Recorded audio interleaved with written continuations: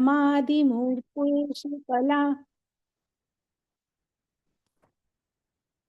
ईश्वरः परमः कृष्णः सच्चिदानन्दविग्रह अनादिरादिगोविन्दः सर्वकारणकारणम् प्रेमाञ्जनचचुरित भक्तिविलोचनेन सन्तः सदा यवहृदेषु विलोकयन्ति यं श्यामसुन्दरम् अचिन्त्यगुणस्वरूपम् गोविन्दवादिपुरुषं तमहं भजामि रमादिमूर्तेषु नियमेन तिष्ठान् नानावतारम् अकरोद भुवनेषु किन्तु कृष्णः स्वयं सम्भवत् परमः पुमानयो गोविन्दमादिपुरुषं तमहं भजामि यस्य प्रभावतो जगत् कोटिषु अशा वसुधा विभूतिभिन्नं तद्ब्रह्म निष्कलम् अनन्तम् अशेषभूतं गोविन्दमादिपुरुषं तमहं भजामि माया हि यस्य जगदण्डशतानि सूते त्रिगुण्य तद्विषयवेदवितायमाना सत्त्वावलम्बि परा सत्त्वविशुद्धसत्त्वं गोविन्दमादिपुरुषं तमहं भजामि आनन्दचिन्मयरसात्मतया मनःसु यः प्राणिनां प्रतिफलं स्मरतम् उपेत्य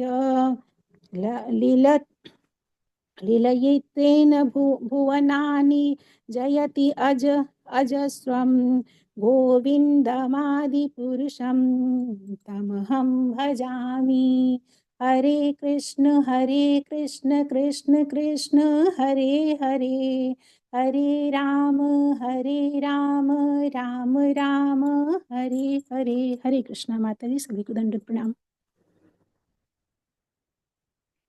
हरे कृष्णा माता जी। बहुत बहुत धन्यवाद राजलक्ष्मी माता जी, आज का जप करने के लिए, प्रार्थना करने के लिए। Thank you so much. और सभी डिवोटीज का बहुत बहुत हार्दिक अभिनंदन है आज के इस्कॉन अयोध्या के प्रातःकालीन जप सत्र में। हरे कृष्णा। हरे कृष्णा माता जी, दंडवत प्रणाम। माता जी, पंचांग प्रणाम। माता जी, धन्य प्रणाम। आप सभी को आज गौर पूर्णिमा की गौर पूर्णिमा की हार्दिक कोटि कोटि बधाई और शुभकामनाएं। आपको भी माता जी। आज बहुत विशेष दिन है हम गौड़िया वैष्णवों के लिए। तो आज का ये जो दिन है किसी भी तरह से जन्माष्टमी से कम नहीं है, रामनवमी से कम नहीं है।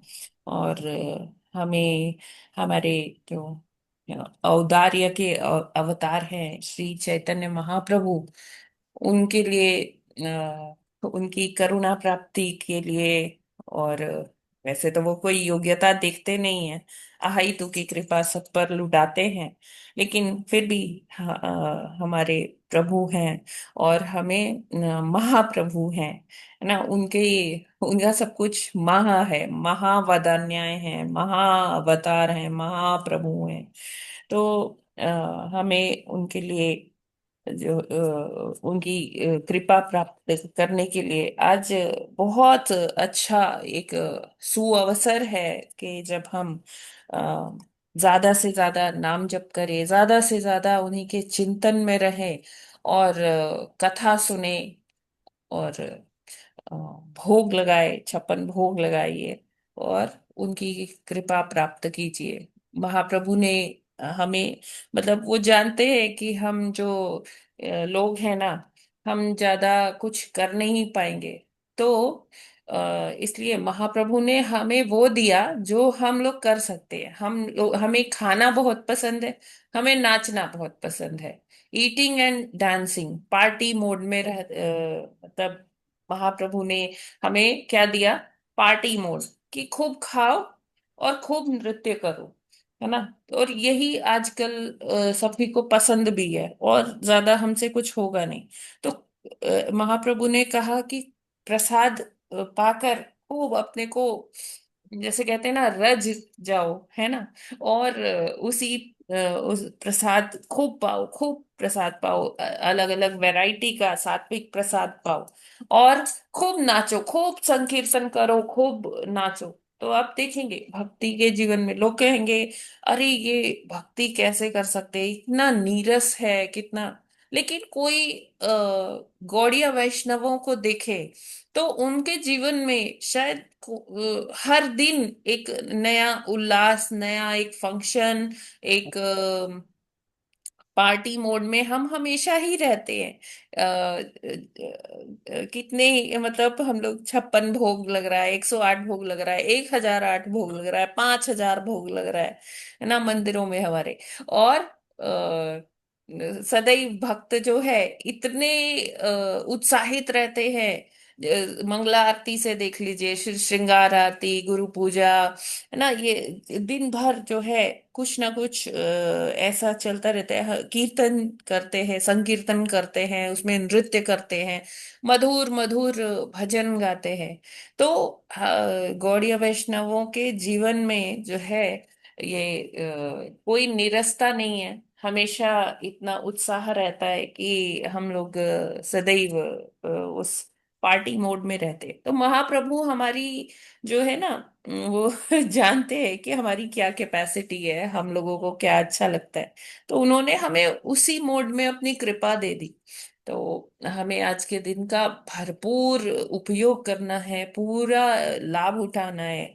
ये मतलब ये जो दिन है, ये जो हमारे चैतन्य महाप्रभु हैं, महावदन्याय हैं।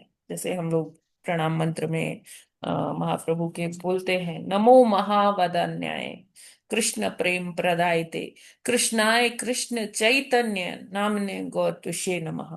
तो महावदन्याय का मतलब करुणा, जो करुणा से ओत प्रोत है, इतना मतलब इतनी, ये उनको रूप गोस्वामी ने चैतन्य महाप्रभु को कहा था महावदान्याय, कि आप महावदान्याय हैं। तो इतनी कृपा जो है, इतनी करुणा जो है आपके अंदर। कृष्ण तो हमसे समर्पण मांगते हैं कि जब हमें पहले समर्पण करना पड़ेगा, तब वो हमें कृपा प्रदान करेंगे। लेकिन जब ये ही कृष्ण चैतन्य महाप्रभु के रूप में आते हैं, तो वो हमारी योग्यता भी नहीं देखते। कहते हैं जो सबसे अधम है, जो सबसे पतित है, मैं उसको ही तारूंगा। तो अभी हम आगे कथा सुनते हैं, पहले हम प्रभुपाद जी का कोट डिस्कस कर लें। ठीक है। तो आप सभी को बहुत बहुत शुभकामनाएं, आप सभी के फैमिलीज में सभी को मेरी तरफ से बहुत बहुत गौर पूर्णिमा की कोटि कोटि बधाई एवं शुभकामनाएं। हरे कृष्णा। हरे हरे माता कृष्णा जी। माता जी, दंडवत प्रणाम। दंडवत हरे हरे प्रणाम कृष्णा सभी कृष्ण। को। माता जी, हरे कृष्णा। दंडवत प्रणाम माता जी। हरे कृष्ण पंचांग माता माता जी जी। 6 बजे माता तक जी, का है दंडवत व्रत आज? प्रणाम। हरे कृष्ण माता क्या जी, प्रभु जी? दंडवत प्रणाम। 6 बजे तक का व्रत है क्या आज? हाँ, कितने बजे तक का सनसेट व्रत है? तक का माना जाता है। क्या माता जी? सनसेट, सनसेट तक का। अच्छा माता जी, हरे कृष्ण।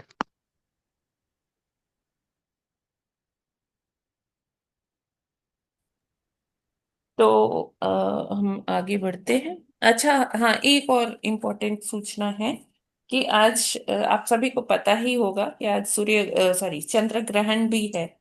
और चंद्र ग्रहण में मतलब सूतक काल में, जैसे आज तो वैसे नॉर्मली हम सबका व्रत है ही, तो उसमें आप जो जो लोग ऐसे निर्जला व्रत कर सकते हैं, बहुत अच्छी बात है। जो लोग नहीं भी कर सकते, तो वो एकादशी प्रसाद ले सकते हैं। और क्योंकि ग्रहण का काल है, तो आप चाहें तो हर खाद्य पदार्थ में, जल में तुलसी डाल के रखें, और वो ही अगर आपको सेवन करना है। और हाँ, बच्चों के लिए, बड़ों के लिए, जो वृद्ध लोग हैं, या जो मेडिकली कुछ ऐसी कंडीशन में हैं, तो उनको तुलसी सभी चीजों में डाल दीजिए। क्योंकि सूतक काल में, ग्रहण काल में हमें डालना चाहिए। वैसे तो सभी को पता ही है, लेकिन हाँ फिर भी ठीक है। तो हम लोग प्रभुपाद जी का कोट डिस्कस कर लेते हैं आज का।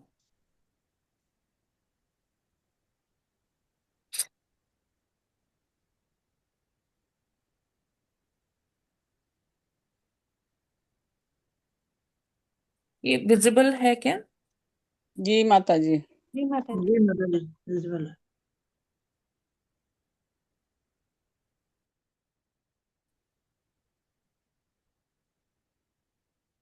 तो आज है 3 मार्च, और प्रभुपाद जी कहते हैं, सदैव भगवान श्री कृष्ण का स्मरण करो, जो तुम्हारे सर्वप्रिय मित्र हैं, एवं उन्हें प्रसन्न करने के लिए सदैव उनकी सेवा करो, और वे तुम्हें बुद्धि देंगे कि कैसे उत्तम भक्त बना जाए। श्रीमान डी को लिखा पत्र, 3 मार्च 1970।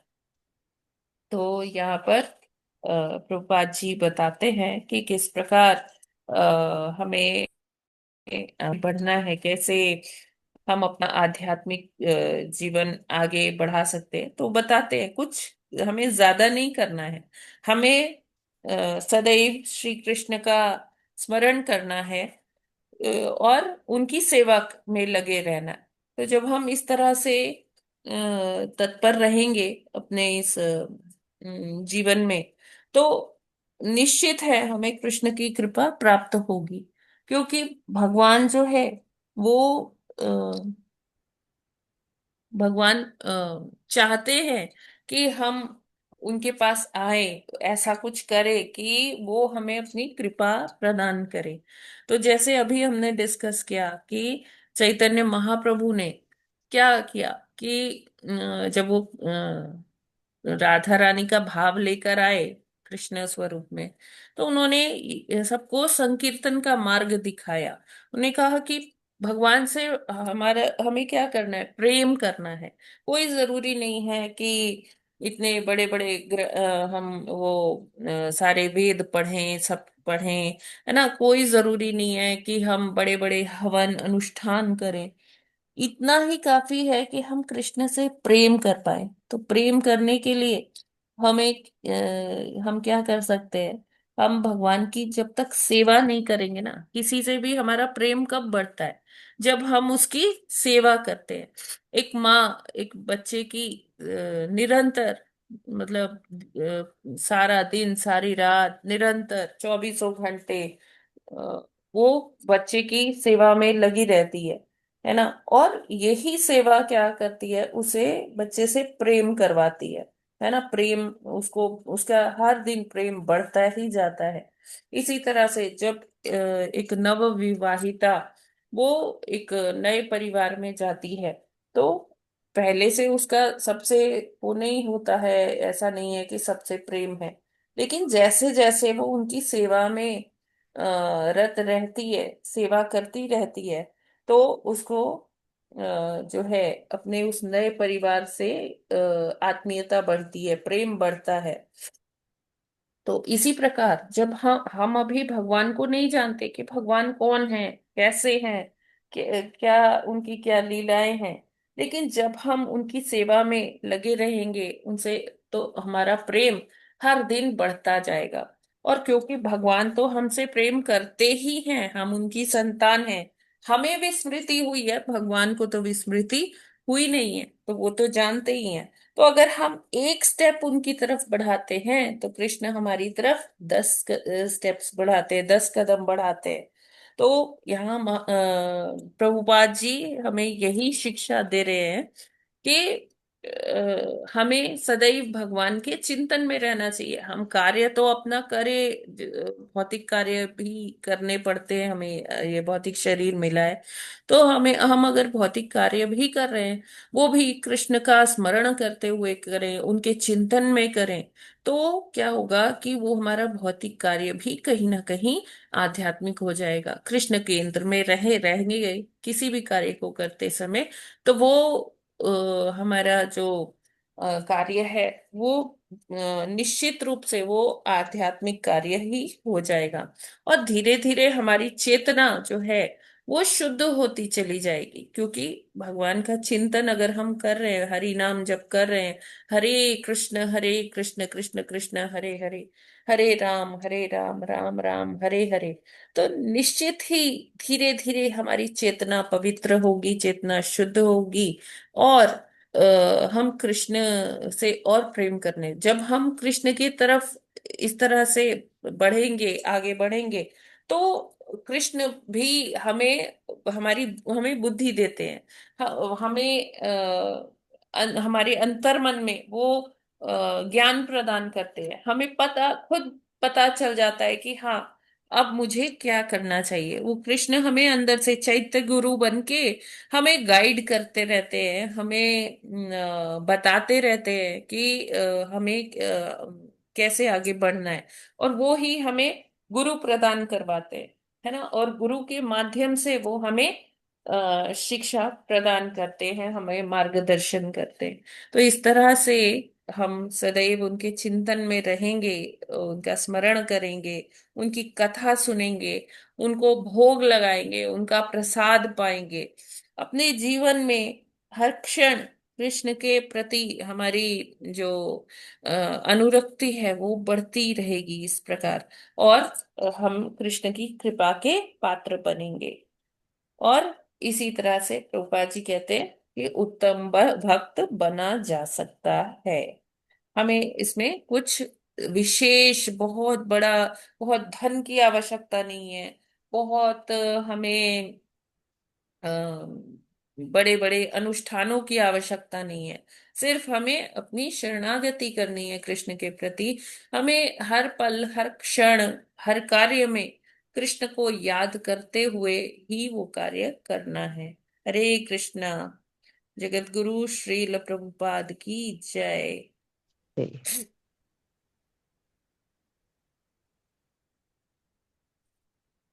हरे कृष्णा। मेरी आवाज आ रही है? जी यस माता माता जी। जी, हरे कृष्णा। हाँ। हाँ माता जी, मार्गदर्शन का अनुसरण करते हुए भगवान के नाम लेंगे, हरे कृष्ण मंत्र का जाप करेंगे, और तब भगवान बुद्धि देंगे, चैत्य गुरु बनकर, और उस बुद्धि के द्वारा भक्ति को आगे बढ़ाते जाएंगे, तो एकदम एक दिन निश्चित ये आएगा कि भगवान की पूर्ण कृपा प्राप्त होगी। हरे कृष्ण माता जी। जी प्रभु जी, हरे कृष्णा।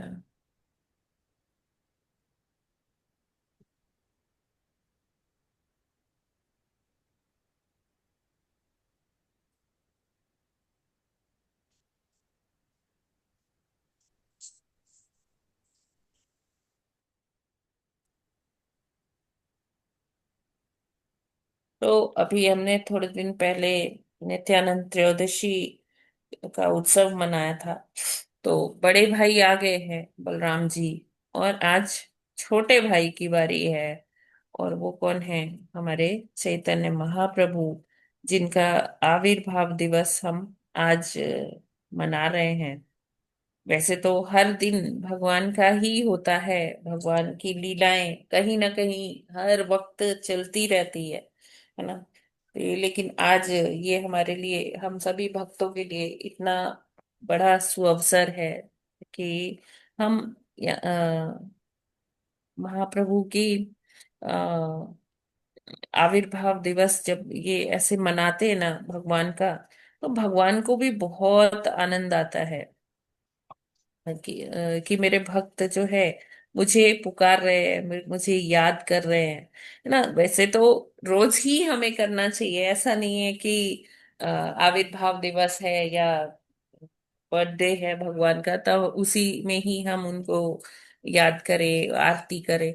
हमें नित्य ही उनका करना चाहिए। लेकिन ये एक दिवस है जब बहुत हर्षोल्लास होता है, तो एक अलग सा उत्साह आता है। और भगवान को भी बहुत प्रिय लगता है जब भक्त नाचते हैं, गाते हैं, प्रसाद पाते हैं। तो ये बहुत ही पावन अवसर है। तो हम ट्राई करते हैं कि कुछ मैं प्रयास, मेरी मतलब इतनी कोई योग्यता नहीं है कि मैं श्री श्रीमन चैतन्य महाप्रभु के बारे में कुछ अपनी जिह्वा से निकालूं, लेकिन केवल अपनी जिह्वा के शुद्धिकरण के लिए चर्चा करेंगे।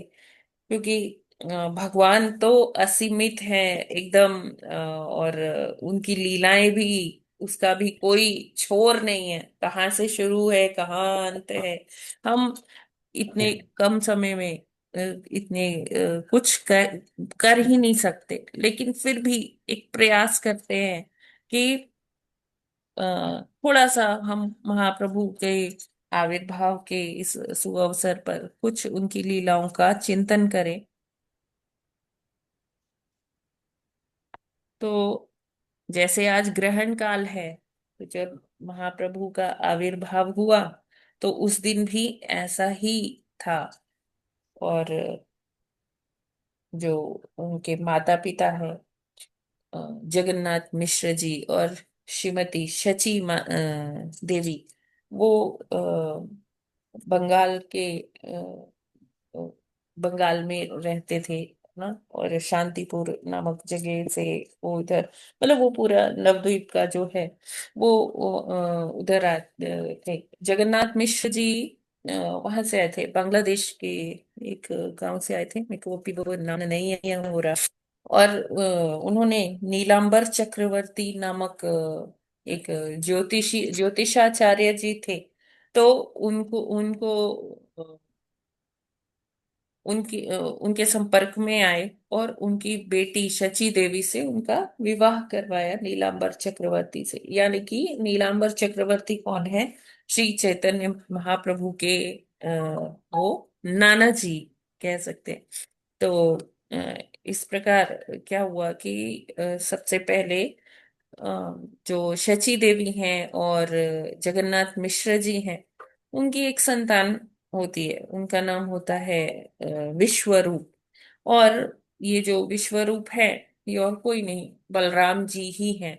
तो हम देखते हैं यहाँ जब भगवान का अवतरण होता है ना, तो भगवान अलग अलग स्वरूपों में आते हैं, अलग अलग मतलब भगवान के पार्षद जो है वो भी उनके साथ अलग अलग स्वरूपों में आते हैं। तो यहाँ पर बलराम जी हम देखेंगे दो फॉर्म्स में आए, एक विश्वरूप जी के फॉर्म में आए हैं और एक नित्यानंद प्रभु के फॉर्म में आए हैं। और फिर आगे जो है अ, जैसे पंच तत्व हम देखते हैं, तो वो सब भी कौन है? भगवान के ही पार्षद हैं। और अलग अलग और जो जैसे स्वरूप दामोदर जी हैं, और ये सार्वभौम भट्टाचार्य जी हैं, हरिदास ठाकुर जी हैं। तो इनके रूप में भी ये सारे पार्षद ही हैं भगवान के। बहुत लोग आते हैं भगवान के लीलाओं में शामिल होने के लिए। और इस प्रकार जब सब लोग होते हैं तो लीलाओं का आनंद भी खूब आता है ना। तो यहाँ पर जो हम डिस्कशन करते हैं कि कैसे वो क्या कैसा काल था कि जब महाप्रभु आने वाले थे और उन्होंने क्यों सोचा आने का। तो एक दिन श्री कृष्ण भगवान गोलोक धाम में थोड़ा अ, उदास होकर बैठे थे, बहुत मतलब उनको अंदर से कुछ ऐसा प्रतीत हो रहा था। राधा रानी देख रही थी कि ये क्यों कृष्ण इतने उदास होकर बैठे हैं, है ना, क्या हो गया। तो वो समझ नहीं पा रही थी कि ऐसा क्या हो गया ये कृष्ण को, कि इनके चेहरे पर, ये तो हमेशा प्रफुल्लित रहने वाले हैं, हमेशा नटखट और ऐसे कुछ ना कुछ ऐसे करते हैं। तो आज ऐसा क्या हुआ कि ये कृष्ण, ऐसे क्या चीज है जो इनको दुखी कर रही है। तो वो कहती हैं कि बताइए कृष्ण, आप इतने उदास क्यों हैं। तो भगवान पहले टाल देते हैं, कहते हैं, नहीं नहीं, मुझे क्या हुआ, ऐसा कुछ भी नहीं है। तो श्रीमती राधा रानी कहती है, आप मुझसे नहीं छुपा सकते, मैं आपका हृदय बहुत अच्छे से जानती हूँ।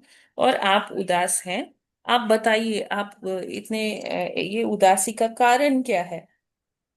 तो महाप्रभु कहते हैं, सॉरी, श्री कृष्ण कहते हैं कि मैंने देखो, जब मैं राम के अवतार में गया, पहले मैं जैसे जब नरसिंह के अवतार में गया, तब जब प्रहलाद को मैंने अपनी गोद में उठाया, तो मुझे ये पता चला कि हाँ, जब मैंने प्रहलाद को गोद में उठाया तो प्रहलाद को बहुत आनंद आ रहा था और मुझे भी आनंद आ रहा था।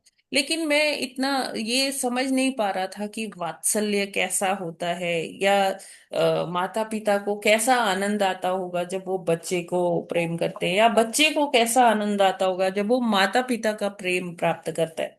क्योंकि मेरे कोई मतलब ऐसे माता पिता नहीं, तो मैंने फिर जो है जो आगे के अवतार हुए, तो मैंने उसमें माता पिता को से मैंने अपना प्राकट्य कर लिया, है ना। और जैसे राम जी आए तो वो कौशल्या जी और दशरथ जी महाराज जी को उन्होंने अपने माता पिता बनाया। परशुराम जी के अवतार में आए, तब भी रेणुका माता जी और जो उनके पिता थे जमदग्नि ऋषि, उनके उससे आए। तो इस तरह से उन्होंने फिर आगे जितने भी अवतार लिए, तो वो माता पिता थे उनके, है ना। और कृष्ण अवतार राम के जी के अवतार में आए, तो उन्होंने क्या किया, माता पिता तो थे, फिर उन्होंने एक पत्नी व्रत लिया उसमें। तो जब वो जंगलों में जा रहे थे, वनों में, तो बड़े सारे ऋषि मुनि थे जो उनका संग करना चाहते थे, जो उनसे उनकी लीलाओं में उनके साथ होना चाहते थे। तब श्री रामचंद्र जी ने कहा कि अभी नहीं, मैं अगले अवतार में आऊंगा तो मैं आपके साथ लीलाएं करूंगा। तो फिर थोड़ा सा और उन्होंने रसों का आस्वादन किया और कृष्ण लीला में आए, तो उन्होंने अपने गोपियों के साथ भी लीलाएं की और फिर उन्होंने अपनी पत्नियों के साथ भी लीलाएं की। तो इस तरह से उन्होंने सबको सुख पहुंचाया। अब जब कृष्ण लीला भी समाप्त, मतलब एक तरह से हो गई, कर लिए, तो अभी वो ये चिंतन में है कि जितना प्रेम मेरी गोपियों ने मुझसे किया, और मैंने उनको क्या दिया, मैंने उनको विरह दिया। मैं और सारी लीलाएं करने के चक्कर चक्कर में मैंने गोपियों के साथ कहीं ना कहीं कुछ अन्याय तो नहीं किया। जितना उनका उनसे उनका समर्पण है मेरे लिए, मैंने उनको उतना प्रेम शायद नहीं दिया।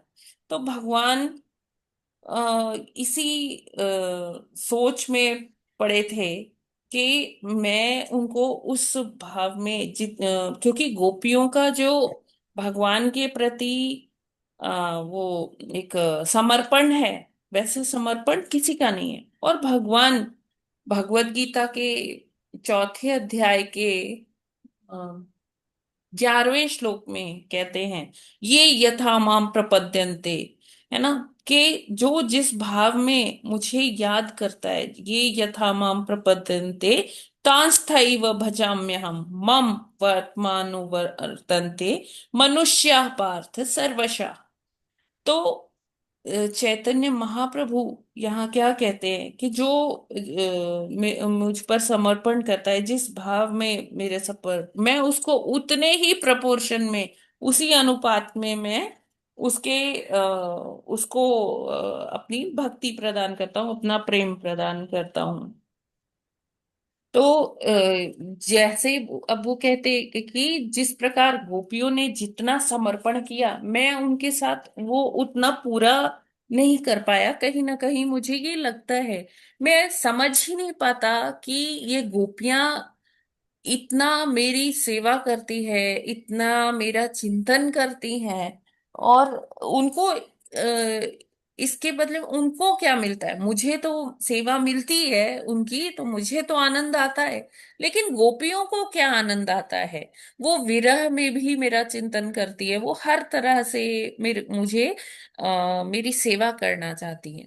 तो श्रीमती राधा रानी कहती हैं कि नहीं, ठीक है, अब वो लीला हो गई, अब ठीक है, आप ऐसा मत सोचिए, आपने भी हमें बहुत प्रेम दिया है, आप इसका वो मत करिए।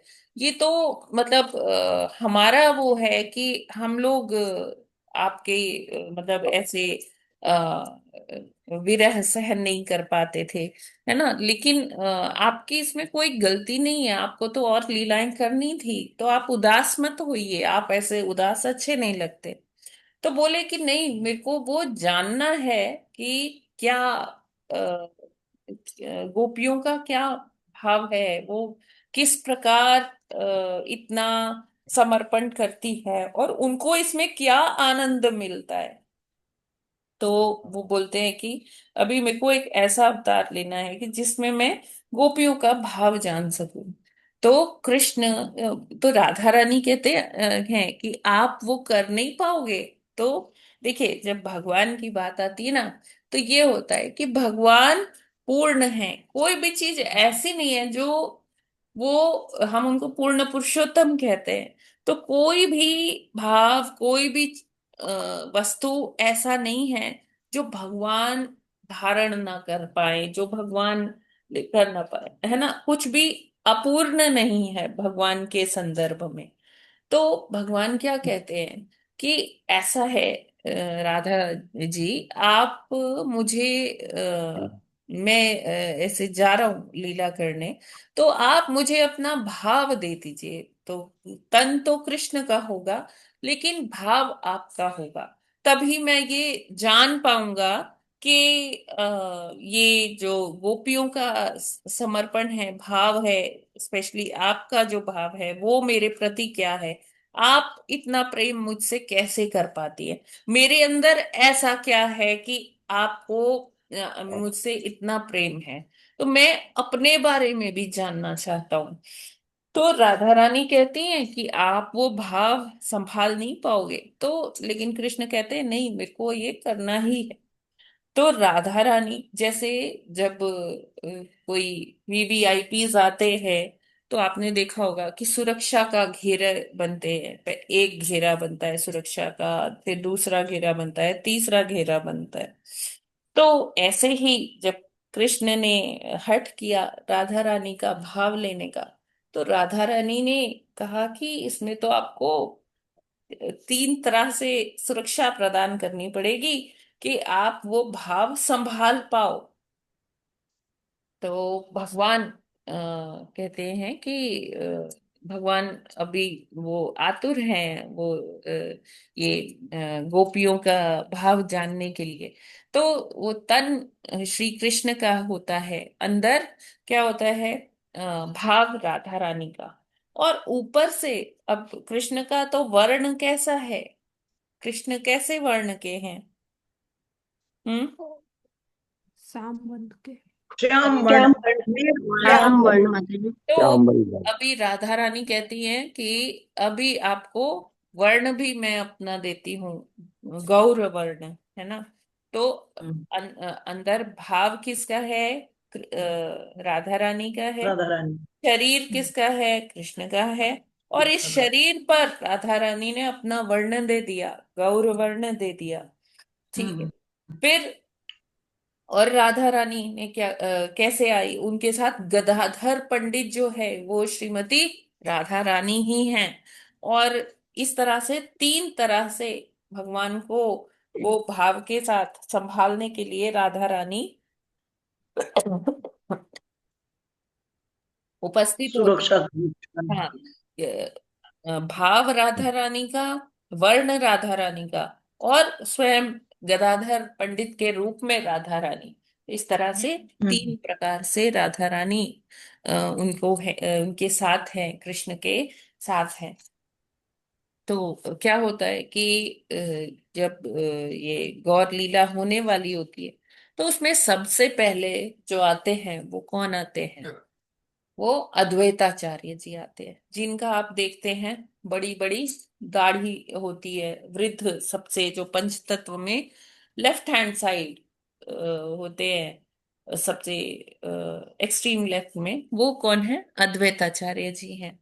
तो अद्वैताचार्य जी कौन है? ये सदाशिव है। सदा मतलब कहते हैं कि हाँ, महाविष्णु भी हैं।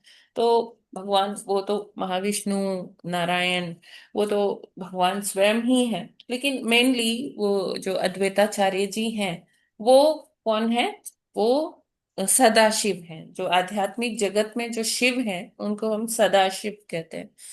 तो वो सदाशिव है, और वो अपने इष्ट से पहले ही आ जाते हैं वहां, एक बैकग्राउंड तैयार करने के लिए कि हाँ, उनके इष्ट अब आ रहे हैं।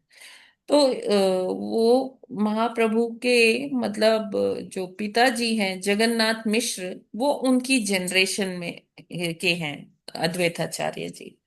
तो ये अद्वैताचार्य जी बहुत, क्योंकि सदाशिव हैं तो बहुत इनके अंदर धैर्य, बहुत करुणा, बहुत लोगों के प्रति, मतलब उनको कथा सुनाते हैं, आचार्य के रूप में हैं। और उनको, उनका जन कल्याण के लिए उनका हमेशा ये रहता है कि क्या, कैसे लोगों का कल्याण हो। तो वो अपने इस सारे मिशन में वो क्या करते हैं कि लोगों को हरि कथा सुनाते हैं, सब ऐसा करते हैं। तो मन ही मन चिंतन करते हैं कि हे प्रभु, आप मैं तो आ गया, आपने मुझे यहाँ भेज दिया, लेकिन अब आप कब आओगे?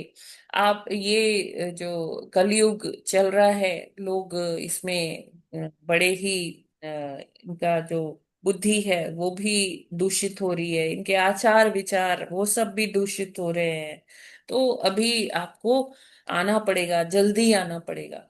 तो ऐसे अद्वैताचार्य जी मतलब हमेशा क्या करते थे, नित्य ही 1 लाख तुलसी पत्र चढ़ाया करते थे। और मतलब भगवान के, उनके पास एक शालिग्राम थे, उनको 1 लाख तुलसी पत्र से उनका अभिषेक करते थे नित्य। और फिर वो तुलसी पत्र जो थे, वो वहां गंगा जी थी शांतिपुर में, तो गंगा जी में एक एक तुलसी पत्र गंगा जी में फिर विसर्जित करते थे। और गंगा जी से प्रार्थना करते थे कि हे गंगे, आप भगवान के श्री चरणों तक, आप तो तीनों लोक में आपका आना जाना है, तो आप ये जब आप सागर में मिलेंगी तो ये इस सागर के माध्यम से आप भगवान तक यो तुलसी पत्र पहुंचाइए, उनके चरणों तक। और मेरी ये प्रार्थना भी वहां तक पहुंचाइए कि अब भगवान आ जाएं।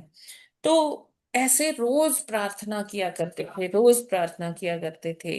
और उनकी प्रार्थना, उनकी तपोबल में इतनी शक्ति थी कि राधा रानी, ऐसे आचार्य बताते हैं कि राधा रानी अ, भगवान से बोलती थी कि ये गोलोक धाम में सब कुछ बहुत अच्छा है, सब कुछ बहुत सही है, लेकिन ऐसे अचानक कंपन होता है और लगता है कि भूकंप आ गया।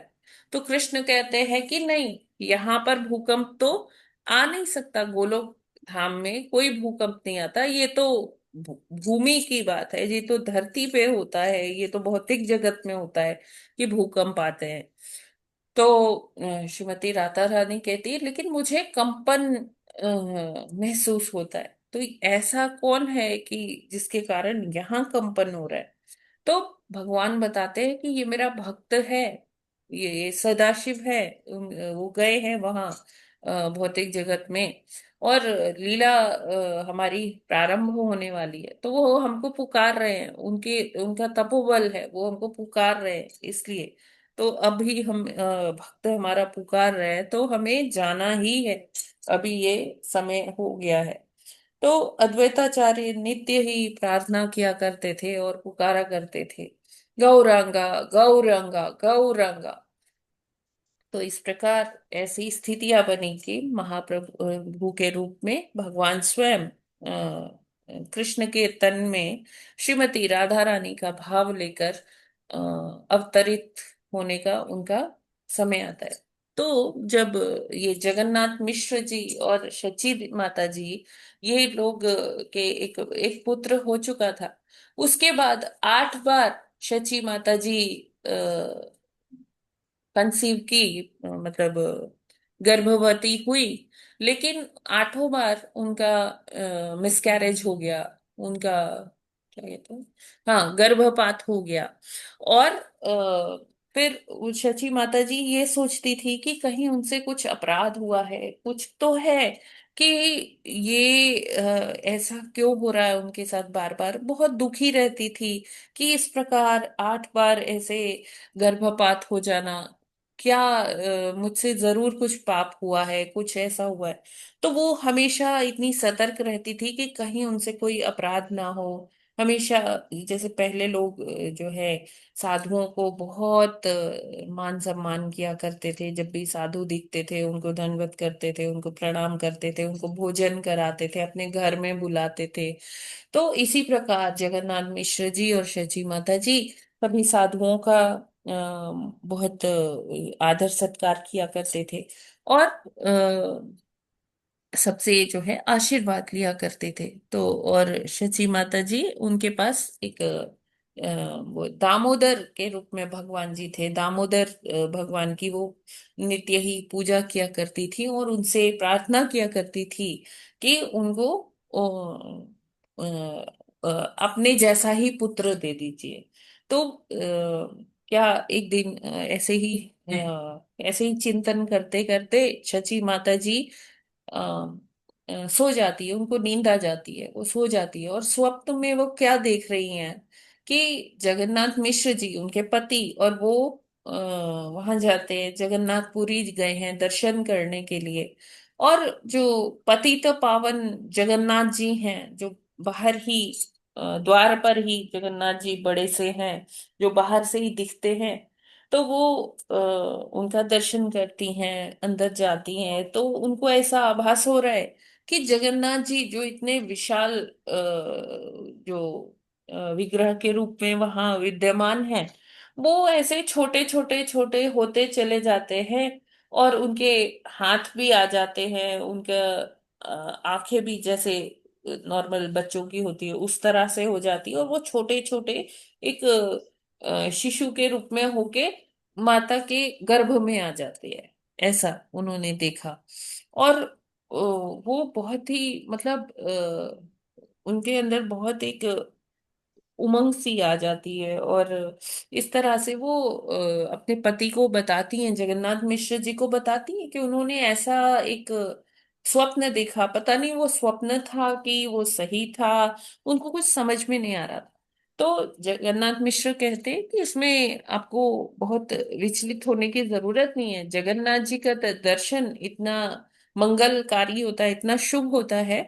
तो आप कोई बात नहीं है, आप ज्यादा विचलित ना हो।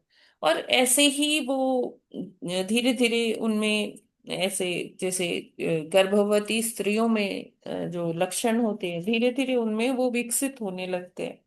और वो मतलब जहां जाती हैं तो उनको लगता है कि अरे देवी देवता मुझे प्रणाम कर रहे हैं, ये देवी है, ये वो इंद्र है, ये अ, गणेश जी हैं, या ऐसे कई उनको हमेशा ऐसे आभास होता रहता है कि बहुत सारे देवी देवता हैं, वो उनको प्रणाम कर रहे हैं।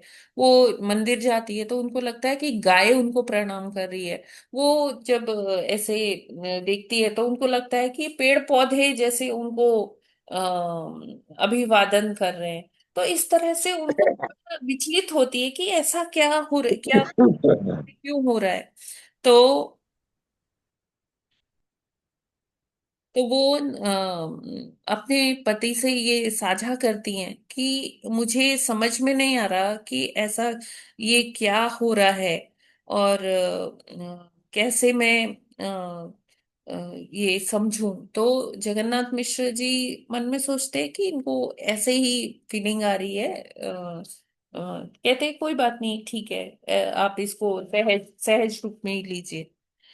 तो एक दिन उनके अब क्या हो जाता है कि नॉर्मली जो कंसेप्शन है उसमें 9 महीने के बाद में जो शिशु का जन्म होता है। लेकिन 9 महीने गुजर गए, 10 महीने गुजर गए, 11 11 महीने गुजर गए, और ये 12वां महीना चल रहा था।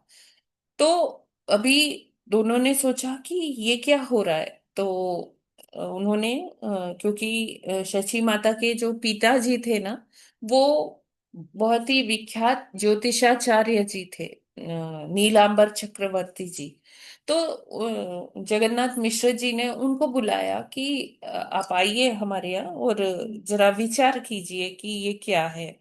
तो नीलांबर चक्रवर्ती जी आते हैं, शची माता जी का हाथ देखते हैं, हस्त रेखाएं देखते हैं, कहते हैं अरे ये तो बदल गई है एकदम।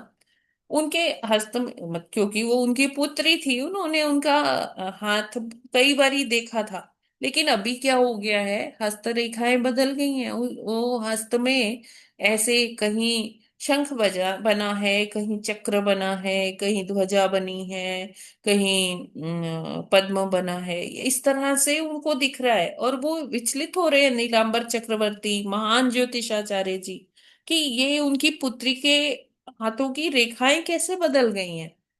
तो कह रहे मेरे तो मतलब मेरी बुद्धि के ये परे जा रहा है। और फिर वो थोड़ा और अध्ययन करते हैं, थोड़ा और चिंतन करते हैं। तो कहते हैं कि ये तो कोई ये गर्भ में कोई साधारण आत्मा नहीं है, ये तो बहुत कोई दिव्य आत्मा लगती है मुझे। और फिर वहां अब जो है अद्वैताचार्य जी तुलसी चढ़ा रहे हैं उसी तरह से अपने अपने शालिग्राम जी को, और फिर उसके बाद वो गंगा जी में बहा रहे हैं। अब आज जो तुलसी है वो गंगा वहाँ गंगा जी में जो तुलसी डाल रहे हैं, गंगा जी के बहाव से विपरीत दिशा में तुलसी जा रही है। अब अद्वैताचार्य जी बड़े हैरान होते हैं कि ये तुलसी अलग दिशा में कहाँ जा रही है, कहाँ बह रही है। और उधर जो है शची माता जी स्नान कर रही हैं गंगा जी में। तो ये तुलसी जाकर उनके गर्भ के चारों ओर, ये सब तुलसी इकट्ठी हो जाती है, जो जो 1 लाख तुलसी अद्वैताचार्य जी रोज गंगा जी को देते हैं कि आप सागर के माध्यम से भगवान तक पहुंचा दीजिए। अब अद्वैताचार्य जी को कुछ कुछ समझ आ रहा है, और वो तुलसी जिधर जिधर जा रही है ना, वो उधर उधर जाते, शांतिपुर से वो उस जगह जाते हैं। और क्या देखते हैं कि शची माता जी खड़ी हैं, और ये तुलसी जो है उनको घेर लिए, उनके गर्भ के चारों ओर ये तुलसी जा रही है। तो वहां जाकर ये अद्वैताचार्य जी उनको प्रणाम करने लगते हैं, दंडवत करने लगते हैं शची माता जी को। और शची माता जी सोचती है इतने बड़े आचार्य, वो पहचानती है उनको, इतने बड़े आचार्य हैं, ये मुझे क्यों प्रणाम कर रहे हैं। ये तो वो कहती हैं अरे आप मुझे प्रणाम मत करिए, ये मेरे को दोष भागी मत बनाइए, अपराध की भागिनी मत बनाइए। हाँ, आप जैसे संत महात्मा मुझे प्रणाम करेंगे तो मुझे तो नरकों की प्राप्ति होगी, ऐसा मत करिए। लेकिन वो फिर भी वो भाव में आ जाते हैं अद्वैताचार्य जी कि मेरे इष्ट आ रहे हैं, तो वो इसलिए उनको प्रणाम कर रहे थे। अभी वो वहां से शची माता जी आती है बहुत विचलित होके कि अरे जगन्नाथ मिश्र जी को बोलती है कि देखिए मेरे को ना अद्वैताचार्य जी ऐसे दंडवत कर रहे थे, मेरे तो अभी बहुत डर लग रहा है, मुझे ऐसे संत मुझे प्रणाम कर रहे हैं तो मैं तो पाप की भागिनी बनूंगी। तो जगन्नाथ मिश्र जी फिर सोचते हैं कि इसको तो इनको तो हर जगह यही लगता है कि कोई इनको प्रणाम कर रहा है। तो वो जब ऐसे सुनते हैं कि अद्वैताचार्य जी है, तो वो भागे भागे वहां गंगा तट पर जाते हैं, और वो देखते हैं अभी भी अद्वैताचार्य जी वैसे ही बैठे हुए, वैसे ही दंडवत भाव कर रहे हैं। तो वो उनको उठाते, कहते हैं कि अरे अद्वैताचार्य जी आप इस तरह से दंडवत किसको कर रहे हैं, हम सबको आपको दंडवत करना चाहिए। तो अद्वैताचार्य जी कहते हैं कि मेरे इष्ट आ रहे हैं, मेरे भगवान आ रहे हैं, मेरे प्राण आ रहे हैं, और वो आपकी पत्नी के शची देवी के माध्यम से आ रहे हैं, इसलिए मैं उनको अपने इष्ट को प्रणाम कर रहा हूँ। अभी जगन्नाथ मिश्र जी को पता चलता है कि अ, भगवान स्वयं आ रहे हैं, और वो इतने उत्साहित हो जाते हैं, वो जाते हैं घर पे। और उस दिन जो है, अब क्या है, ये ग्रहण काल का वक्त है। ग्रहण काल में जब सूतक लगता है, तो लोग कुछ बिना खाए पिए बस हरि नाम लेते हैं, हरि कथा करते हैं। और सभी जो है गंगा जी के तट के पास जो है कर रहे होते हैं। तो शाम का वक्त होता है, सूर्यास्त का समय होता है। चंद्रमा जो है वो उस पर ग्रहण लगा हुआ है। चंद्रमा पर आचार्य कहते हैं, चंद्रमा पर ग्रहण क्यों लगा है? क्योंकि चंद्रमा को कहा जाता है कि ये जो सब मतलब इस बहुत खूबसूरत जो कोई चीज होती है, बहुत सुंदर जो कोई चीज होता है, उसको चंद्रमा का रूप बताया जाता है, चंद्रमा से उसकी तुलना की जाती है। तो आज क्योंकि महाप्रभु आ रहे हैं, वो इतने सुंदर है कि चंद्रमा भी शर्मा जाए, है ना। चंद्रमा इसलिए अपने को छुपा लिया कि अब मेरी क्या वैल्यू, अभी तो भगवान आ रहे। तो इसलिए चंद्रमा को ग्रहण लग गया।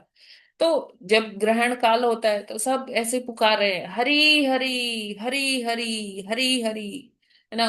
और जो संत जन हैं, उनको पता है कि भगवान आ रहे हैं, तो कहते गौरंगा गौरंगा गौरंगा। तो इस प्रकार से सभी जो पूरा जो गांव है वहाँ, तो वो वहाँ सभी जो है उत्साहित होकर हरि हरि कर रहे हैं। और तभी शची माता को के यहाँ एक पुत्र का आगमन होता है ना। और ये पुत्र इतना दिव्य है, इतना सुंदर, उनके केश भी बहुत घुंघराले से और बहुत सुंदर। सभी को देखकर सभी प्रफुल्लित हो जाते हैं, है ना। और इस तरह से भगवान का आविर्भाव होता है। किसके रूप में? चैतन्य महाप्रभु के रूप में। अब क्योंकि वहां नीम के पेड़ के नीचे भगवान का अवतरण हुआ, तो इसलिए इनका नाम क्या हुआ? निमाई भी पड़ा। तो शुरू में ये जो निमाई है, ये बहुत ही, जैसे कृष्ण नटखट थे, वैसे ही निमाई भी बहुत नटखट थे। बहुत इतनी मतलब शैतानियां करते थे, सबको छेड़ते थे। अपने उम्र के जितने बच्चे थे उनके साथ मिलकर, जैसे कृष्ण माखन चुराते थे, वैसे ही ये निमाई भी सबके यहाँ माखन चुराते थे। और ऐसे ही एक, क्योंकि जगन्नाथ मिश्र और शची माता जी, वो लोग बहुत अपने निमाई को सजा कर रखते थे, वस्त्र अच्छे आभूषण पहना कर रखते थे। तो एक दिन वहां ना एक चोर आता है। वो सोचता है, ये बच्चे ने तो बहुत अच्छे आभूषण पहने हैं, मैं इसको अब फुसला के अपने साथ ले चलता हूँ, और इसके आभूषण निकाल चुरा लूंगा। तो वो आता है, निमाई से बहुत ऐसे बात करता है, जैसे छोटे बच्चों से ना तोतली भाषा में बात करते हैं, अरे अरे चलो चलो मैं तुमको घुमा के लाता हूँ। तो निमाई समझ गए कि उसका मंशा क्या है। तो निमाई उसके साथ चले जाते हैं। वो उसके गले के चारों, मतलब गले के पर बैठाकर वो उसे भगवान को ले जाते हैं। महाप्रभु को बिठाकर अपने गले के जैसे बच्चों को उठा लेते हैं ना, उनके पैर अपने गले से लटका के, तो ऐसे वो बिठाकर निमाई को ले जाता है। वो सोचता है, मैं जंगल में जाऊंगा उधर से, और एक सुनसान जगह पर इसके आभूषण उतार लूंगा।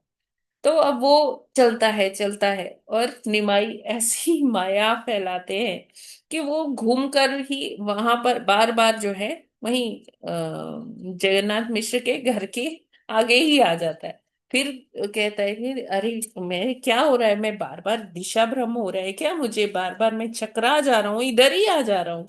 तो फिर से वो कहता है, नहीं अभी मैं अच्छे से चलूंगा, ठीक से, मेरे को रास्ते सब पता ही है। तो वो फिर जाता है। फिर क्या हो जाता है कि फिर वो आके वहीं आ फिर वो कहता है कि नहीं हो पाएगा, और वो निमाई को वहीं उतार कर चला जाता है। ऐसे ही बहुत सारी लीलाएं होती हैं, है ना, कि निमाई को देखने हमेशा कोई ना कोई देवता, कोई ना कोई ऐसे सब आते ही हैं। मतलब ऐसे अपने को दूसरे वेश में करके तभी लोग आते हैं प्रणाम करने के लिए, उनका दर्शन करने के लिए।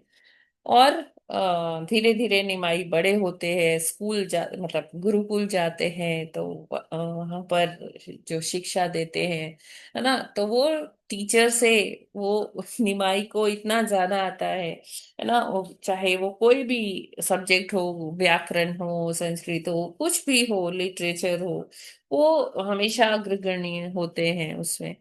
और इतने कई बार इतने इतने बड़े बड़े महापंडित होते हैं, तो उनसे भी वो शास्त्रार्थ करते हैं, सबको ऐसा दिखाते हैं कि मतलब सबको परास्त कर देते हैं उसमें, एक छोटी सी उम्र में ही ज्यादा और बड़े बड़े जितने शास्त्रज्ञ होते हैं उनको परास्त कर देते हैं। ऐसे ही एक बार वो आता है, ये केशव कश्मीरी। केशव कश्मीरी बहुत ऐसा माना जाता था कि बहुत ज्यादा पढ़ा लिखा, बहुत हर सब्जेक्ट में निपुण।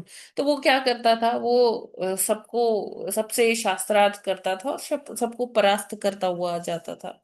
तो ऐसे ही वो आता है केशव कश्मीरी। तो सब लोग कहते हैं कि अरे अभी इससे कौन शास्त्रार्थ करेगा, इसके आगे तो कोई टिक नहीं पाएगा। तो ऐसा करते हैं ना, हम कहते हैं कि हमारी तरफ से ना ये निमाई करेगा। तो अगर ये हार भी जाएगा तो ये तो छोटा है ना, तो हो जाएगा कि ठीक है, बच्चा है तो बच्चा तो ऐसे। तो केशव कश्मीरी से शास्त्रार्थ करने के लिए सभी लोग किसको आगे रिप्रेजेंट करते हैं, निमाई को। और निमाई जो है बहुत मतलब अच्छे से शास्त्रार्थ करते हैं केशव कश्मीरी से, और उसको परास्त कर देते हैं। और मतलब तब सभी लोगों को लगता है कि मतलब इतना छोटा सा बच्चा कैसे इतने बड़े ज्ञानी को इसने परास्त कर दिया। तो धीरे धीरे ऐसे निमाई बड़े होते हैं, और फिर वो जो ईश्वरपुरी जो उनके गुरु हैं, वो गया में जाकर उनसे दीक्षा लेते हैं। और इस प्रकार फिर जब वो आते हैं तो सब देखते हैं कि ये जो नटखट बालक था, अभी इसमें कुछ चेंज आ गया है। ये पहले इतना थोड़ा चंचल घमंडी होता था, अभी तो ये एकदम विनम्र हो गया है बहुत। तो निमाई जो है अपने गुरु के बताए हुए जो हरे कृष्ण महामंत्र का प्रचार प्रसार करते हैं, संकीर्तन करते हैं, सभी को वो राह दिखाते हैं। और इस तरह से क्या है कि सभी का कल्याण करने के लिए वो, अब नित्यानंद प्रभु भी आ जाते हैं, और इस तरह से वो प्रचार प्रसार करने लगते हैं। और ऐसी बहुत सारी लीलाएं हैं चैतन्य चरितामृत में, अगर हम पढ़ेंगे तो मतलब वो भक्ति का एक ऐसा वो बाढ़ है, ऐसा ग्रंथ है कि जब हम उसे पढ़ते हैं तो इतनी लीलाएं हैं महाप्रभु की, अलग अलग भक्तों के साथ, अलग अलग जो उनके पार्षद हैं उनके साथ, कि अ, वो ऐसा लगता है कि भक्ति में जो भी पढ़ता है उसको भक्ति में सराबोर कर देते। तो इस तरह से लीलाएं चलती रहती हैं अलग अलग। तो महाप्रभु न केवल मनुष्यों को बल्कि पशु पक्षियों को उन्होंने उद्धार किया। न केवल पशु पक्षियों को बल्कि जो पेड़ पौधे लताएं पताएं, उन्होंने सबका जो है उद्धार किया। तो इस प्रकार उनकी पहले फिर उनकी माता जी उनका विवाह करवाती है लक्ष्मी प्रिया देवी से। और फिर लक्ष्मी प्रिया देवी जो है वो भी शरीर त्याग कर देती है। जगन्नाथ मिश्र जी पहले जाते हैं, फिर लक्ष्मी प्रिया शरीर त्याग कर देती है। तो शची माता जी कहती है कि जरूर मुझसे कुछ अपराध हुआ है कि इस तरह से सब छोड़ के जा रहे हैं। तो फिर वो उनका दूसरा विवाह करवाती है निमाई का, वो विष्णु प्रिया देवी से। और फिर चैतन्य महाप्रभु अभी 24 वर्ष के जब हो जाते हैं, तो वो संन्यास लेने का करते हैं। उनको अब संन्यास लेना है। तो वो प्रभु को कहते हैं कि ऐसे मैं संन्यास ले नहीं सकता जब तक मेरी माता मुझे परमिशन ना दे, और वो ऐसे आसानी से मुझे परमिशन नहीं देंगी। तो आप उनको पहले थोड़ा बताइए, क्योंकि संन्यास के पास प्रथम दीक्षा अपनी माँ से लेनी होती है। तो सॉरी, प्रथम भिक्षा अपनी माँ से लेनी होती है। तो वो नित्यानंद प्रभु को कहते हैं कि आप पहले जाओ, उनको बताओ। तो वहां जो है, जब नित्यानंद प्रभु उनको जाते हैं बताने शची देवी को कि निमाई जो है अब संन्यास लेंगे, तो शची देवी क्या कहती हैं कि अरे ये क्या है, ऐसा इतनी छोटी सी उम्र में कौन संन्यास लेता है। वो फिर उनको कर्ज करने लगती हैं अद्वैताचार्य जी को कि ये अद्वैताचार्य जी ये जो है ना, इन्होंने ही पहले मेरे बड़े पुत्र को विश्वरूप को संन्यास दिलवा दिया। अब ये ही अपनी पता नहीं कौन सी कथा सुनाते हैं कि अब ये मेरे छोटे पुत्र को भी सन्यासी बना रहे हैं। तो उनको खूब कोसती है, खूब उनको बोलती है। तो अब जो है निमाई जो चैतन्य महाप्रभु हैं, ये कहते हैं कि मेरे भक्त के प्रति अपराध। तो ये गुस्सा हो जाते हैं अपने माँ से, है ना। कहते हैं कि ये मैं नहीं सहन कर सकता कि अद्वैताचार्य जी को कोई ऐसे बोले, है ना। तो फिर क्या होता है कि महाप्रभु वहां से चले जाते हैं। अद्वैताचार्य जी मतलब अपने सारे जो गदाधर पंडित हैं, सब लोग जो हैं उनके साथ संकीर्तन करने लगते हैं। तो उसमें अद्वैताचार्य जी भी जो हैं वो नृत्य कर रहे होते हैं। नृत्य करते करते वो इतने भाव में आ जाते हैं कि वो गिर पड़ते हैं। और शची माता जी उधर मिलने आ रही है महाप्रभु से, कहती है कि मेरा पुत्र मेरे से नाराज हो गया है। तो बाहर जाती है। तो महाप्रभु कहते हैं कि आपने अद्वैताचार्य जी को ऐसे बोला, मैं नहीं ये सहन कर सकता। फिर जब अद्वैताचार्य जी भाव में पड़े, गिर जाते, एकदम ऐसा लग रहा है बेहोश हो गए। तो बोलते हैं कि अभी यही मौका है माँ, आप इनके चरण पकड़ लो, है ना। क्योंकि जब ये उठेंगे तो ये आपको चरण स्पर्श करने नहीं देंगे। आप अपने अपराध का अभी क्षमा मांग सकते हो। तो शची देवी समझती हैं और वो उनको उनके चरण छू लेती हैं। और फिर जो है वहां अब वो जान जाती है कि ये जो निमाई है ये अब संन्यास लेगा ही लेगा। तो फिर अब क्या होता है, केश जो उनके इतने सुंदर केश हैं निमाई के, चैतन्य महाप्रभु के, वो केश जो है अभी कटवाने की बारी आ रही है, मुंडन कराना पड़ेगा। तो सभी जितने गांववासी हैं सब रो रहे हैं, सब बिलख रहे हैं कि ये सन्यासी हो जाएगा तो हमारे पास आएगा भी नहीं। तो इस तरह से सभी बहुत दुख करते हैं कि ये सन्यास क्यों ले रहे हैं। लेकिन धीरे धीरे महाप्रभु की अब इच्छा है तो वो इच्छा का सम्मान सभी करते हैं। तो महाप्रभु पहले सोच रहे थे कि वो सन्यास लेके कहाँ जाएंगे, वृंदावन जाएंगे।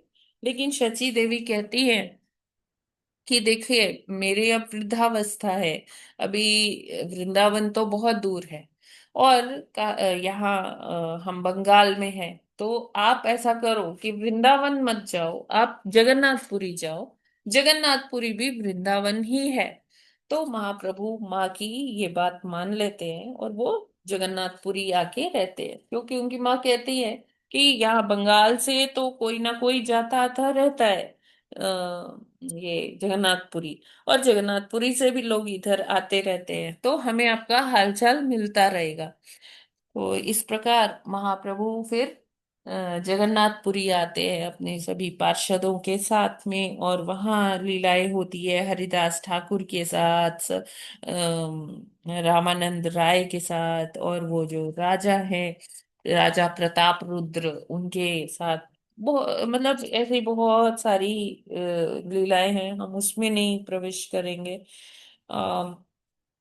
बहुत ही विस्तारित है। फिर इसके बाद महाप्रभु दक्षिण की यात्रा में जाते हैं, वहां भी बहुत सारी उनकी लीलाएं हैं दक्षिण यात्रा में। चातुर्मास में वो दक्षिण में रहते हैं, और वहां के भक्तों को अनुग्रहित करते हैं, सबको संकीर्तन का मार्ग बताते हैं, और इस प्रकार फिर वापस आते हैं। और फिर से वही जगन्नाथपुरी, इस बीच में वो वृंदावन भी जाते हैं, प्रयागराज भी जाते हैं, और रूप सनातन गोस्वामी को से वार्तालाप करते हैं, उनको ज्ञान देते हैं, और उनसे कहते हैं, उनको दिशा निर्देश देते हैं कि जो भी कुछ मैंने आपको बताया है, आप उसे लोगों को जैसे वो समझ पाए ऐसे ग्रंथ लिखिए, वो उस ज्ञान का विस्तार कीजिए। तो रूप सनातन गोस्वामी इसी तरह से उनके आदेशानुसार बहुत सारे ग्रंथ रचते हैं, जैसे हम भक्ति रसामृत सिंधु पढ़ते हैं, और भी बहुत सारे ऐसे ग्रंथ हैं जो दोनों संतों ने लिखे हैं। महाप्रभु से उनका डायरेक्ट जो है संपर्क हुआ, और उनको ज्ञान प्रदान किया भगवान स्वयं श्री चैतन्य महाप्रभु ने। और इसके बाद वृंदावन में जो जो गुप्त स्थान थे, जो गुप्त हो मतलब ऐसी लीला स्थलियां थी जो गुप्त हो गई थी, तो कुछ लीला स्थलियां महाप्रभु ने स्वयं ढूंढी, और आगे निर्देशित किया रूप और सनातन गोस्वामी को कि आप यहाँ की जो और लीला स्थलियां हैं आप उनको प्रकाशित कीजिए। तो इस प्रकार वृंदावन में को मतलब वृंदावन में आज भी गौड़ीय संप्रदाय के बहुत वो है, मतलब सारे जो जो ये 6 गोस्वामी हैं, माना जाता है कि इन्होंने ही वृंदावन फिर से प्रकाशित किया। तो ये सारे 6 गोस्वामी जो है वो सब चैतन्य महाप्रभु के ही अनुयायी थे। और इस प्रकार फिर महाप्रभु फिर से जगन्नाथपुरी आ जाते हैं, और उनकी जो अंत्य लीला है, ऐसा बताया जाता है कि वो गरुड़ स्तंभ से देखते हैं जगन्नाथ जी की तरफ ना, क्योंकि अब उनमें मतलब जब पहली बार जब महाप्रभु जगन्नाथ जी को देखे थे, तो क्या हुआ, वो वहां एकदम भाव में आ गए थे, एकदम दौड़ने लग गए थे, जैसे ही उन्होंने जो चक्र होता है, नील चक्र होता है मंदिर के ऊपर, जो चक्र लगा होता है जिस पर ध्वजा होती है, जब उन्होंने नील चक्र ही देखा तो वो एकदम उनमें अष्ट सात्विक विकार आ गए, और जब वो जगन्नाथ जी के सामने पहुंचे तो वो एकदम ही गिर गए, झूमते हुए एकदम से तेज बहुत ऊपर कूदे और वहीं गिर गए।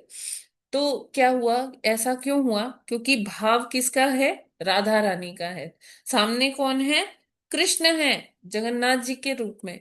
तो वो भाव को वो सहन नहीं कर पाए, है ना। और राधा रानी जो है हमेशा जो कृष्ण के लिए उनके भाव तो मतलब एकदम चरम पर होता है। तो सबको लगा कि क्या ये चले गए, मतलब इन्होंने इनके प्राण निकल गए क्या। तो लेकिन जब वो आते हैं स्वरूप दामोदर, तो वो देखते हैं कि नहीं, उनके श्वास अभी है, हल्का सा श्वास उनके नाक के आगे उन्होंने रुई का ऐसे रखा, तो वो रुई हिली। तो उनको उन्होंने कहा कि नहीं नहीं, अभी ऐसा नहीं है, ये अष्ट सात्विक विकार है। फिर थोड़ी देर बाद महाप्रभु जो है खड़े होते हैं। तो जो अंत में जब ऐसे ही गरुड़ सम से महाप्रभु देखते हैं पहले जगन्नाथ जी को, और फिर जब अंदर जाते हैं तो वो जगन्नाथ जी के ही विग्रहों में समा जाते हैं। तो इस प्रकार से वो लीला समाप्त करते हैं। मैंने बहुत ही शॉर्ट में बोला, क्योंकि समय का भी अभाव है, और इतनी मेरी योग्यता भी नहीं है सब कुछ ऐसे बताने का। तो प्रयास किया है मैंने, थोड़ा सा कि आपको महाप्रभु के बारे में लीला सुनाने का थोड़ा सा। तो आई होप कि अ, मैं को कुछ आप लोग को बता पाई, और जो भी गलतियां हुई है, त्रुटियां हुई है, प्लीज मुझे क्षमा कीजिएगा। हरे कृष्णा। हरे कृष्ण माता जी, हरी बहुत हरी सुंदर बोल। बताया, सारा बहुत चित्रण सुंदर सामने माता आ जी। गया हरे कृष्ण। आंखों के। हरे कृष्णा माता जी, बहुत सुंदर। हरे कृष्ण माता जी। हरे हरे कृष्ण माता जी, कृष्ण बहुत बहुत माता माता जी, जी, बहुत सुंदर। ही बहुत अच्छा। धन्यवाद नित्यानंद सुंदर। धन्यवाद महाप्रभु जी की धन्यवाद। जय। हरि हरि बोल, हरि हरि हरे बोल। हरि हरि बोल। ठीक है, तो आप सभी से मेरा करबद्ध निवेदन है कि आज सभी हरे कृष्ण महामंत्र का अधिक से अधिक जप कीजिए, और भगवान का पूजा आरती ग्रहण काल के बाद भगवान की अभिषेक कीजिए, है ना, और उनको भोग लगाइए, खुद भी प्रसाद पाइए।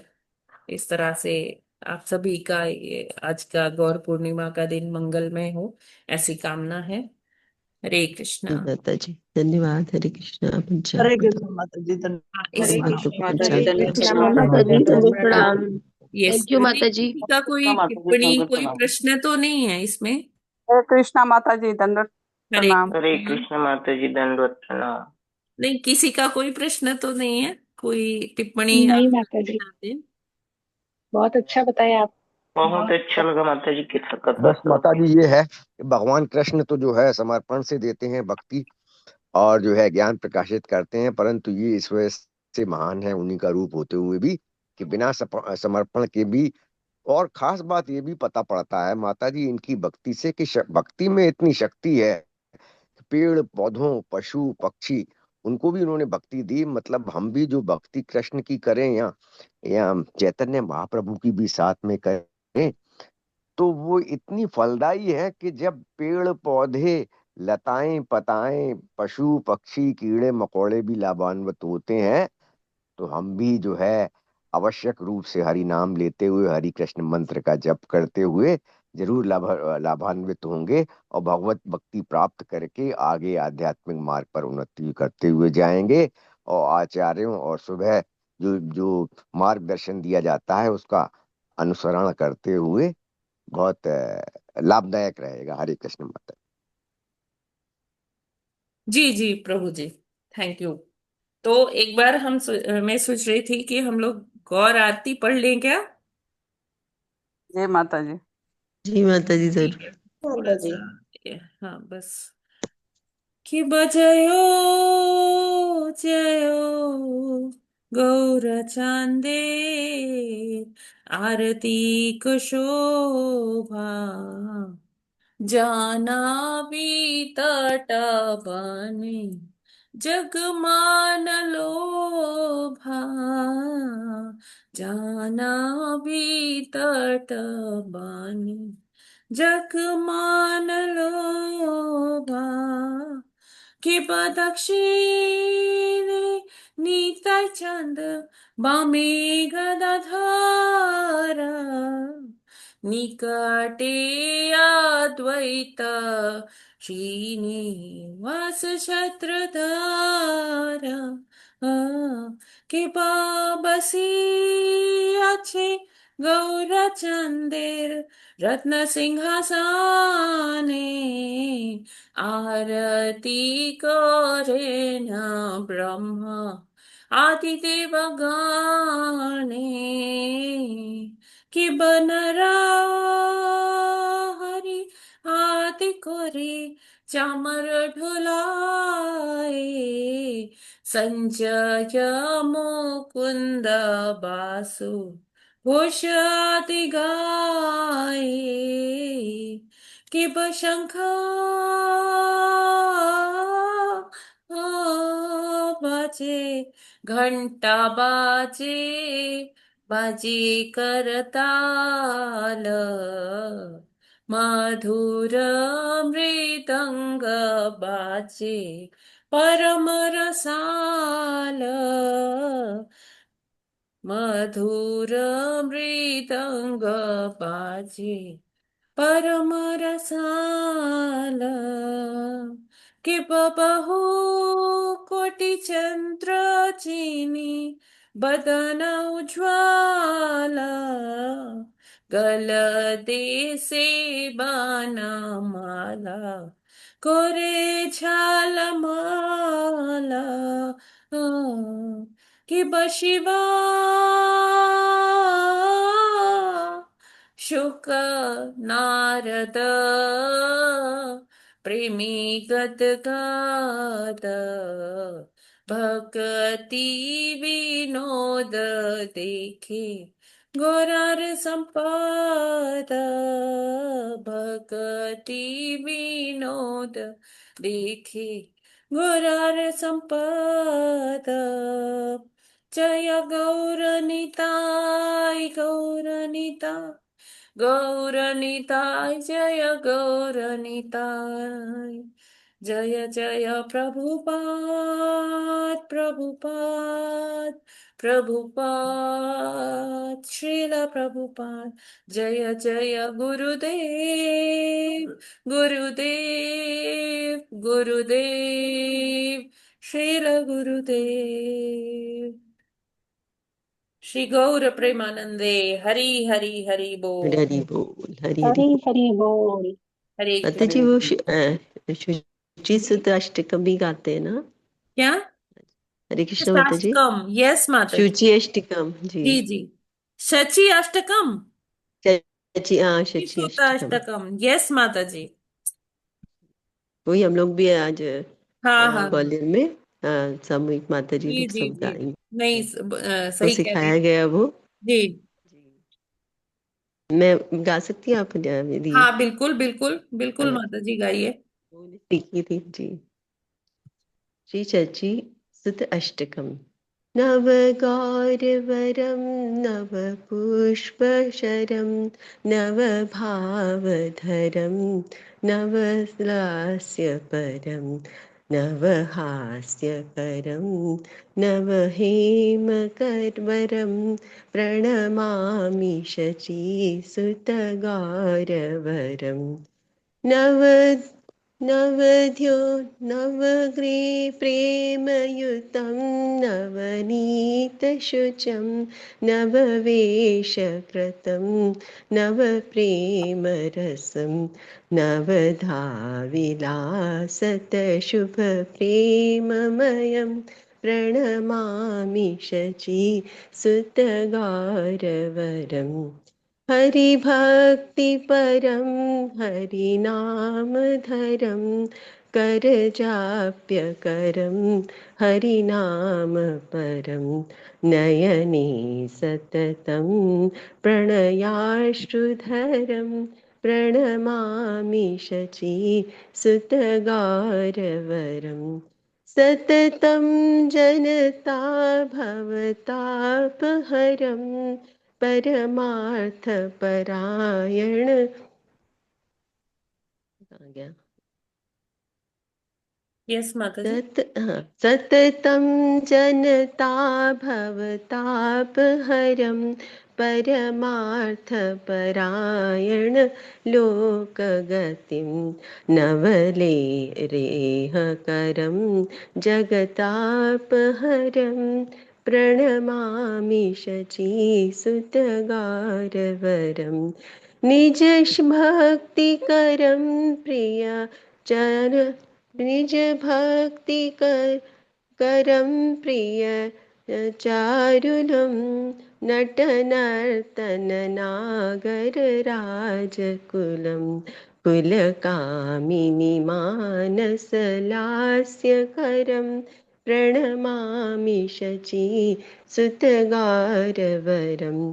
करतालवलं कलकण्ठस्वरं मृदुवाद्यसुवीणिकया मधुरं निजभक्तिगुणाव्रतनाट्यवरं प्रणमामि शची सुतगौरवरम् अरुणं नयनं चरणं वसनं वदने स्खलितं स्वकनामधरं कुरुते सुरसाम जगतः जीवनं प्रणमामि शची सुतगौरवरम् इति श्री शुचि सुतम अष्टकम। हरे कृष्ण माता जी, धन्यवाद। हरे कृष्णा, बहुत बहुत धन्यवाद। बहुत सुंदर है माता जी, बहुत सुंदर हरे कृष्णा, भावार्थ बहुत है। सुंदर है। बहुत सुंदर। हरि हरि बोल। जय श्री चैतन्य महाप्रभु की जय। हरि हरि बोल। चैतन्य बहुत गौर बहुत पूर्णिमा की जय। हरि हरि धन्यवाद बोल, माता हरि जी। बोल, ठीक है, हरि बोल। तो समय बहुत माता जी 2 लाइनें चैतो दर्पण मार्जन बोल दूं मैं? बोलिए प्रभु जी। श्री शिक्षाष्टकम 4 लाइनें बोल देता हूँ मैं। चेतो दर्पण मार्जनम भवमभादावाग्नि निर्वापणम्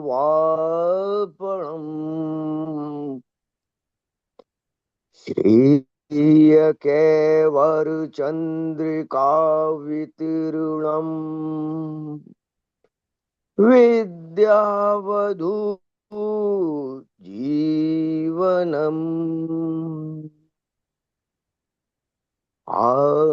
आनन्दाम्बुधि वर्धनम् प्रतिपदं पूर्णामृतस्वादनम्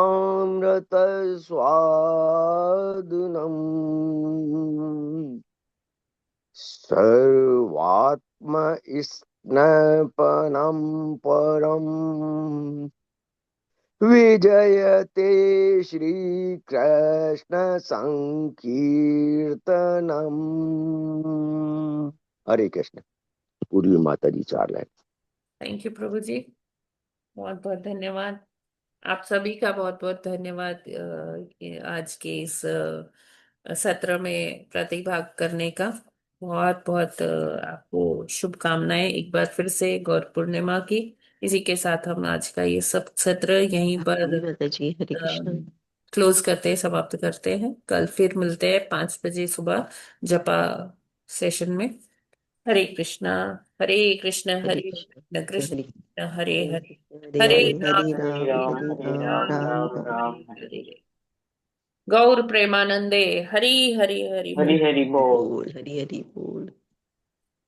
हरे कृष्ण माता जी, दंडवत प्रणाम, सभी हरे भक्तों को सादर प्रणाम। हरे हरे हरे कृष्ण। कृष्णा माता हरे जी, दंडवत कृष्ण माता प्रणाम। जी सभी को हरे हरे प्रणाम। कृष्णा माता जी, सभी को बहुत बहुत दंडवत धन्यवाद प्रणाम। माता जी। हरे कृष्णा। सभी को हरे कृष्णा सादर प्रणाम।